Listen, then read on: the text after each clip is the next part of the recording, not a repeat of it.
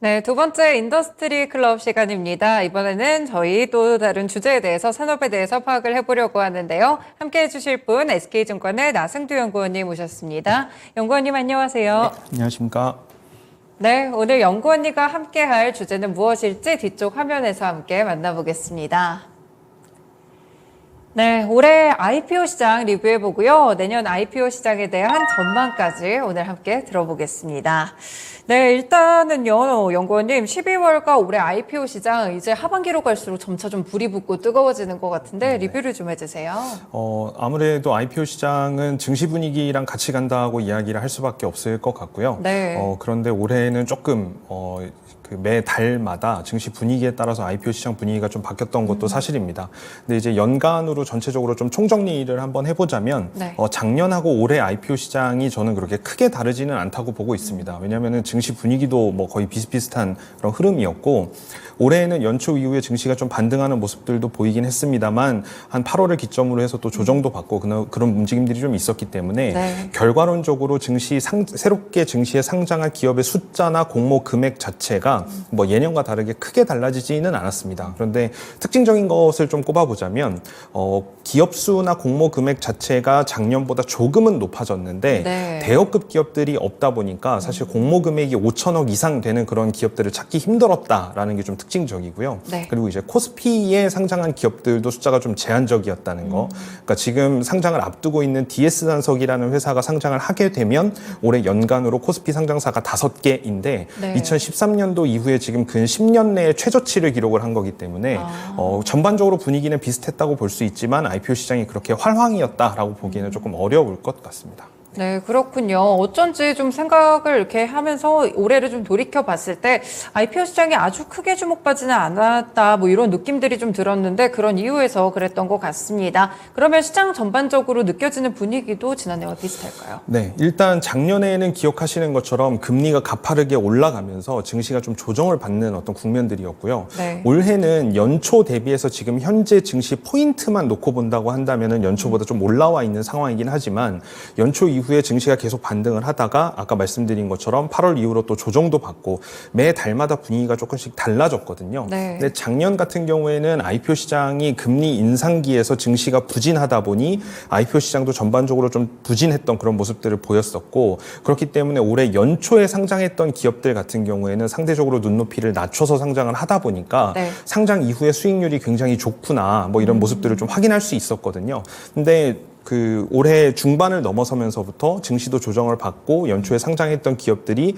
상승했던 주가도 다 이제 반납하는 그런 모습들이 좀 나타나다 보니까 네. IPO 시장도 좀 주춤한 그런 모습들을 보였고 반대로 또 한 10월을 기점으로 해서 증시가 또 반등을 하는 그런 모습들을 보이고 네. 최근에는 뭐 몇 번 말씀을 드린 적이 있지만 이제 금리 인상이 더 이상 되지 않고 증시가 그래도 조금은 위험자산 선호 심리 현상이 커질 것이다라는 그런 기대 때문에라도 신규 상장하는 기업들에 대한 관심도가 상대적으로 좀 높아졌던 것이 사실이고 그러다 보니까 그동안 나오지 않았었던 그 따따상 기업들이 이제 등장을 하기 시작을 했고요. 네. 이제 그런 기업들이 나오면서 IPO 시장에 대한 전반적인 투자 심리나 분위기도 좀 개선이 되고 있는 상태이고요. 네. 그리고 특히 오늘 이제 증시를 보시는 분들은 다들 알고 계시겠지만 FOMC에서 처음으로 이제 금리 인하 가능성에 대해서도 언급을 하면서 맞죠. 경기 둔화에 대한 우려가 조금은 남아 있었던 게 상황인데 오히려 이제 금리 인하에 대한 이야기를 공식적으로 언급함으로써 내년의 증시가 굉장히 긍정적인 흐름이 나올 수 있다라는 그런 기대감이 좀 커지다 보니까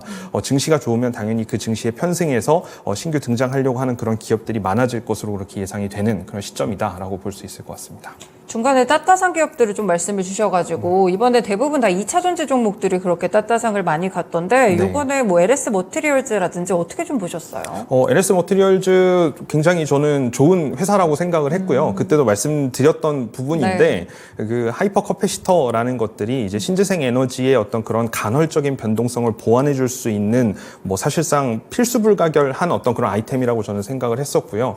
근데 그 전에 이제 에코프로 머티리얼즈라는 회사가 상장하면서부터 전부터 그리고 상장 이후에 주가 흐름이 괜찮게 나오는 모습들이 나오다 보니까 LS 머티리얼즈에 대한 어떤 수혜 측단에서부터의 기대감도 굉장히 커지는 그런 모습이었고요. 네. 2차 전지가 또 대표적인 성장주다 보니까 사실 개인적으로는 오늘 증시가 어떻게 종료되느냐가 굉장히 중요할 거라고 생각을 하는데 네. 왜냐하면 이제 오늘의 증시 결과가 이제 앞으로 내년을 좀 이렇게 비춰볼 수 있는 어떤 그런 부분이라고 생각을 해서 오늘도 좀 관심 있게 보고 있는 포인트가 반도체나 2차 전지 관련주들이 그러니까 그동안 우리가 증시를 주도했던 성장주라고 이야기할 수 있는 그 산업들이 오늘 좀 강세를 보일 수 있느냐 없느냐를 굉장히 저는 좀 눈여겨보고 있는 상황인데 실제로 2차 전지 관련주들도 오늘 좀 강세를 보이고 있는 상황이고요. DS 단석 같은 그런 회사들뿐만 아니라 이제 앞으로 계속 상장을 준비하고 있는 2차 전지 기업들에 대해서도 평가가 상당히 좀 좋은 그런 흐름들이 나타나고 있다 보니까 따따상을 기록할 수 있는 기업들이 분명 있을 거라고 생각을 합니다. 네. 그런데 여기에서 좀 생각해 볼 만한 포인트들은 상장 이후에 주가 흐름이 좋았다가도 증시 분위기나 아니면 개별적인 어떤 그런 그 수급 영향에 의해서 조정을 받는 그런 기업들도 분명히 있었거든요. 있죠. 네. 그러다 보니까 아마 올해 하반기로 접어들면서 더 그런 성향이 강해졌지만 이제 IPO 기업들에 투자를 하시는 투자자분들 입장에서는 상장 직후에 좋은 흐름을 보일 때 하루 이틀 안에 차익 실현을 적극적으로 하시려는 그런 움직임들도 꽤 많이 나타났고요. 네. 또 반대로 올해 초에 상장했거나 중반에 상장을 했다가 어느 정도 한 3개월에서 6개월 정도 시간이 지난 그런 기업들 같은 경우에는 어느덧 돌아보면 공모가 수준까지 다 조정을 받아서 가격이 내려와 있는 그 경우들도 좀 많이 있거든요. 이런 네. 기업들도 좀 빠지지 않고 놓치지 않게 좀 새롭게 투자할 수 있는 어떤 그런 기회들을 제시해 주는 것들도 관심 있게 봐야 된다 이렇게 생각하고 있습니다. 네, 올 한 해 동안 확실히 좀 특징적인 종목들은 IPO 종목들 일단 차익 실현이 좀 빠르게 나왔다는 점이고요. 또 두 번째로 보자면 새내기 종목들 그래도 연내에는 가격이 조정을 좀 받았을 때 포스트 IPO주로서의 역할을 좀 톡톡히 해줬다는 점을 함께 또 시사를 주셨습니다. 그러면 저희 내년에도 IPO 시장이 또 어떻게 될지가 상당히 궁금한데 내년 시장 리뷰는 어떻게 보실까요?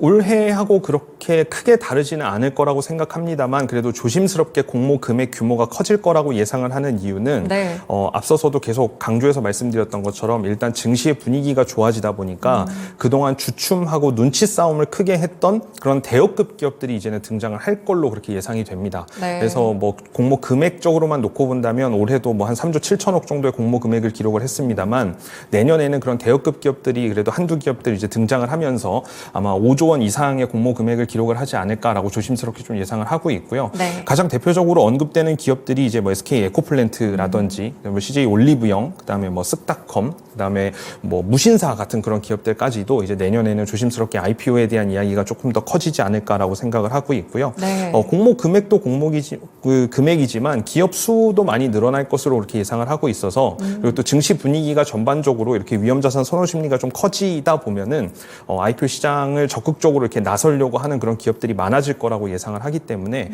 조금 올해보다는 조금 더 나은 분위기가 이어질 것으로 그렇게 조심스럽게 좀 보고 있습니다. 네, 그렇군요. 올해보다는 조금 더 나은 IPO 시장에 대한 부분들도 함께 기대를 좀 해보겠습니다. 관련 기업들도 뒤쪽에 잠깐 떴던 것 같은데 그러면 좀 특징적인 부분들을 어떻게 짚어보고 어떤 식으로 투자 전략을 짜보는 게 좋을까요? 일단 투자 전략적이라는 측면에서 생각을 해보면 올해 연말에 지금 나타나고 있는 행태들과 내년에도 거의 비슷한 흐름이 나타날 것 같습니다. 그 네. 이야기인 즉슨 상장을 바로 한 이후에 하루 이틀 사이에 주가가 좀 좋은 모습들을 보이면 차익 시전에 나서려고 하시는 분들이 많이 있을 거로 그렇게 좀 예상이 되고요. 네. 그리고 상장 직후에 특히 이제 올해도 많이 나타났던 그런 흐름들입니다만 한 3개월이나 6개월 정도 보유예수가 걸려 있는 물량들이 이제 보유예수가 풀리면서 그런 과정에서 수급적인 요인으로 이제 조정을 받은 그런 기업들이 좀 덜어 나타나고 있기 때문에 그런 기업들까지 투자하는 이제 포스트 IPO 전략 그리고 올해 상장한 기업들에 대한 포스트 IPO 투자 전략도 내년에도 계속해서 좀 유지할 수 있는 그런 분위기가 좀 종합적으로 나타나지 않을까 생각을 하는데요. 네. 대여급 기업들 같은 경우에는 워낙 시장에서 판단하는 평가 기준이나 이런 것들이 중소형주보다는 그래도 또 다양하게 있고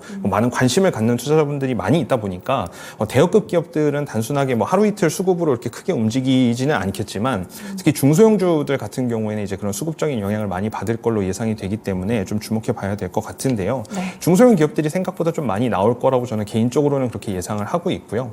또 메자닌 같은 채권들을 발행을 하면서 이제 자금 조달을 했던 기업들이 지난 2021년도에 풍부했던 유동성 시기에 많이 등장을 했었기 때문에 네. 이제 그 기업들이 조달했었던 어떤 그런 그 메자닌 채권의 여러 가지 어떤 계약 조건들 중에 하나가 뭐 새로 이제 롤오버를 해야 되는 부분들도 있습니다만 신규 상장을 통해서 차익 실현을 할 수 있는 환경을 만들어 줄 수 있느냐 없느냐 이런 부분들도 꽤 많이 있었기 때문에 증시 환경이 올해보다 더 나쁘진 않고 계속 좀 우호적인 환경이 조성이 된다라고 한다면 IPO를 통해서 어떤 그런 그 자금 조달에 관련된 어떤 그런 부분들을 해소하려고 하는 기업들이 좀 많아질 것으로 좀 그렇게 보고 있습니다. 네, 투자 전략까지 함께 들어봤습니다. 그리고 내년에 스펙 상장에 대한 관심을 좀 높여야 된다는 거는 어떤 의미일까요? 네, 스펙이 신규 상장 건수가 많아질 수도 있겠다. 그러니까 스펙 신규 상장도 많아지겠지만 스펙이랑 합병을 해서 신규 상장하는 기업들도 많아질 거다라고 생각을 하는데요. 네. 스펙이라는 건 뭐 잘 아시는 것처럼 이제 인수 합병을 목적으로 생긴 이제 특수 목적 법인인데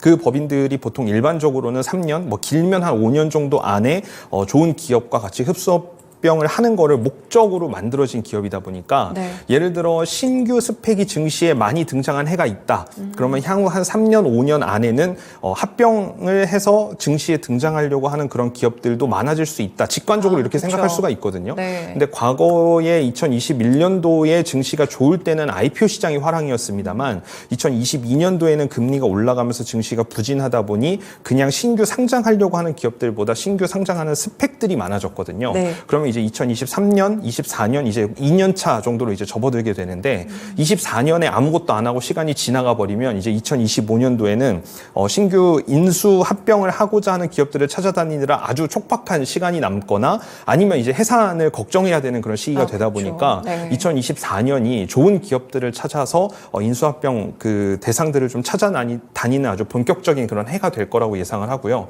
그러다 보면 지금 현재 상장되어 있는 스펙들 중에서 어떤 기업이랑 그 합병을 한다라는 그런 함합형들에 오르는 그 스펙들이 이제 등장을 할 겁니다. 그쵸. 그럼 그런 스펙들은 이제 단기간에 또 주가가 좀 많이 뛸 수 있는 그런 흐름들이 나타날 가능성이 높다라고 보고 있고요. 근데 이런 부분들은 사실 전략적인 측면에서 놓고 보면 골고루 스펙들을 모두 다 담고 계시는 분들도 계십니다. 네. 근데 개인 투자자분들이 모든 이제 스펙들을 다 한꺼번에 담고 있기에는 조금 부담스러울 수도 있으니 이 스펙들만 담고 있는 펀드들도 있거든요. 근데 그런 펀드들을 생각해 보시는 것도 좀 좋은 투자 전략이 될 것 같습니다. 네, 그렇군요. 스펙 합병을 통해서 상장하는 기업들도 내년에 주목을 해보시면 좋겠습니다. 이를 활용한 투자 전략까지 함께 제시를 해드렸으니까요. 여기서 좀 선택을 해보셔도 좋을 것 같고요. 마지막으로 조금 간단하게 그러면 내년에 좀 연구원님이 보시기에 이 종목은 좀 상장을 기대해 볼 만하다. 뭐 물론 상장이 철회될 수도 있지만요. 네. 그래도 이 기업은 좀 봐야겠다 하는 기업이 있다면 어떤 기업일까요? 아마 그 대여급 기업들 중에서 올해 이제 목표를 달성하지 못했던 그런 기업들은 내년에 이제 아까 말씀드린 것처럼 새롭게 등장을 하려고 할 텐데 네. 그 기업들 중에서 제가 개인적으로 관심 있게 보는 거는 뭐 SK 에코플랜트나 CJ 올리브영 같은 기업들을 좀 관심 있게 보고 있고요. 네. SK 에코플랜트 같은 경우에는 지금 이제 언급되고 있는 그런 친환경 비즈니스 모델 중에서도 앞단에서 어떤 친환경 비즈니스를 구축해 주는 것보다도 사실은 밸류체인 가장 하단에서 뭐 어려운 폐기물의 처리라든지 또는 뭐 수처리, 뭐 쓰레기 처리 이런 다양한 것들에 대한 밸류체인이 딱 이렇게 일원화돼서 구축되어 있지 않았다는 게 지금까지의 어떤 그런 흐름이었는데 네. SK 에코플랜트라는 기업은 이런 것들을 밸류체인을 하나로 일원화시키면서 이제 수익성이 발생할 수 있는 그런 친환경 관련 사업을 본격적으로 영위하는 그런 비즈니스 모델을 갖췄다라는 점에서 저는 좀 관심 있게 보고요. CJ 올리브영 같은 경우에는 사실 개인적으로는 앞으로의 어떤 그런 경제 흐름이 소비나 이런 것들도 계속해서 이루어지겠지만 뭐 솔직히 말하면은 불황형 소비에 가까운 소비 행태들이 좀 나타날 거라고 생각을 해요. 그러니까 소비자들의 소비 패턴이 양극으로 갈리면서 조금 더 이제 사치스럽고 비싼 어떤 소비가 이루어지는 부분들도 강화되겠지만 불황형 소비에 대한 부분들도 굉장히 늘어날 거라고 예상을 하는데 이제 거기에 가장 대표적인 부분들이 우리가 일반적으로 가장 이제 돌아다니면서 마주할 수 있는 뭐 그런 그 상품 매장들, 올리브영 같은 매장들이나 다이소 같은 매장들을 이용하시는 고객분들이 많아진다라는 걸 느낄 수 있거든요. 그러니까 실적이 계속 개선되고 있다라는 측면에서 CJ 올리브영 같은 기업들도 내년에는 좀 관심을 크게 받을 수 있을 거라고 좀 예상을 합니다. 네, 알겠습니다. 내년에 주목받을 만한 기업들까지 함께 전해드렸습니다. 오늘 말씀 고맙습니다, 연구원님. 네, 감사합니다.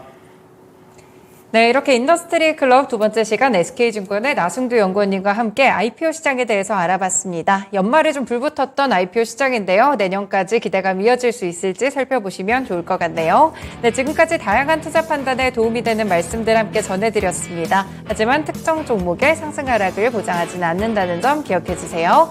시장의 중심 마치겠습니다. 시청해 주셔서 고맙습니다.